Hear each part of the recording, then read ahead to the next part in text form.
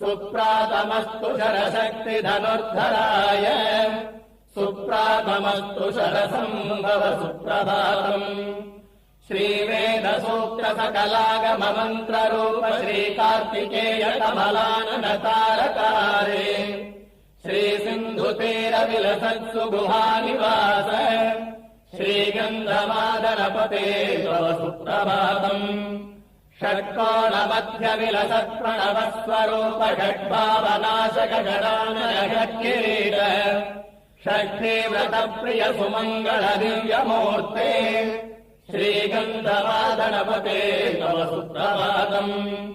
श्रीस्कन्दपुष्करिणिका शुभतोयपूताः श्रीभस्मरुद्रमणिभूषित दिव्यगात्राः तत्सन्निधौ प्रतिदिनम् प्रविशन्ति भक्ताः श्रीगन्धमा